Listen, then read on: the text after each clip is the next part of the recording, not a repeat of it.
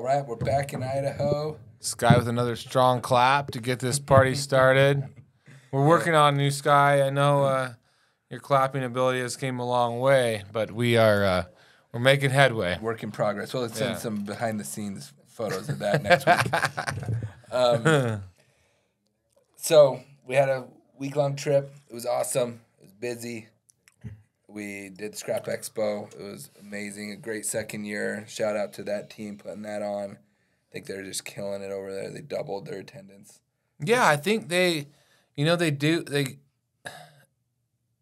attracted the people that are like kind of in our sphere of the world, the small, medium-sized operators that are kind of in their business trying to figure out what that next level of growth and whether it's a piece of equipment or a software or the right insurance, the right leasing company, whatever it is. Like, I mean, there's that show kind of is really targeted. The people that show up are very intentional. Like, there's a real strong intent to get something out of the show. Sometimes when you go to the national shows, they're kind of more vacation-ish. Like, there is some intent, but it's more like, hey, we're going on this trip, we're gonna hang out, like meet some people, talk, have some good times. But that show seems like the people that are going there, it's a short window of time, very intentional. People are there to get something. They both have their place. The Absolutely. show, the Scrap, they're both, but they're so different, which it makes it worthwhile to go to both. To that point, we're going to go to ISRI in 2024. Yes. And we are looking forward to that show. I mean, it has a ton of value. It's got people from all over the world that come through there, all over the country. It's in Vegas this year. It's hard to go wrong in Vegas.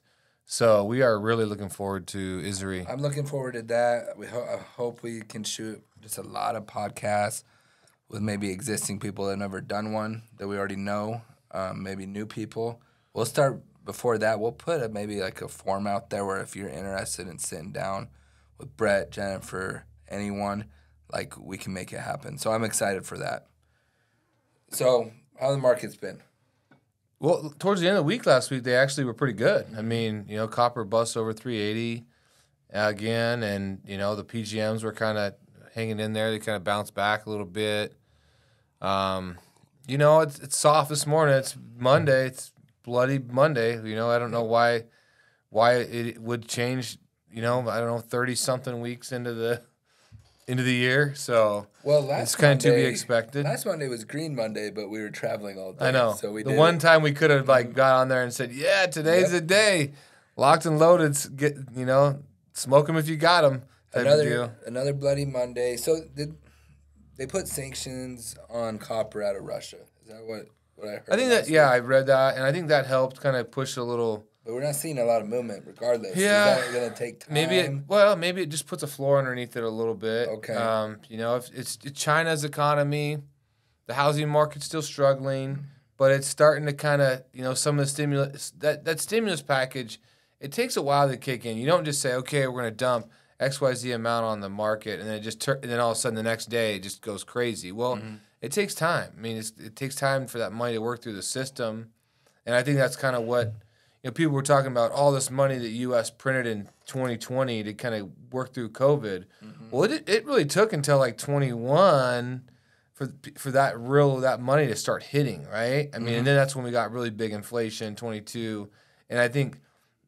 It wasn't because of the money necessarily printed in 22 as much as it was the money that was printed in 20 in early 21 that really kind of caught the wave. So I think it could be the same thing with China. It may take a year for if they actually do start putting some stimulus to that economy. It might take a little while before you start feeling it on a global front. But you think that'll help the markets when it hits?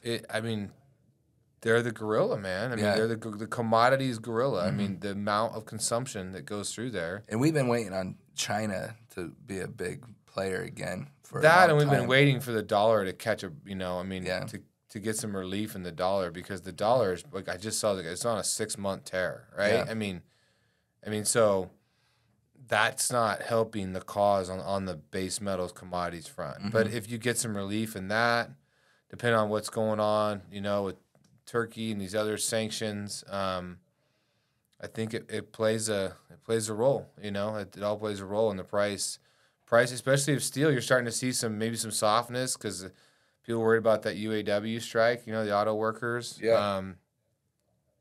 Is that vote this week or was that vote last? I think they decided to strike three different plants. So okay.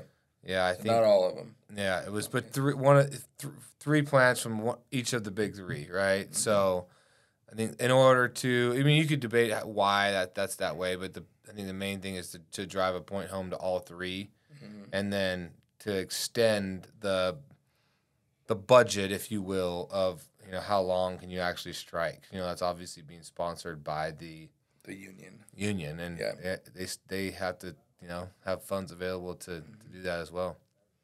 Well, we'll wait and see. I'd like to see what the PGMs do. That's a real quick other question about Russia. Do you think they ever put any sanctions on the PGMs coming out of Russia? I don't know.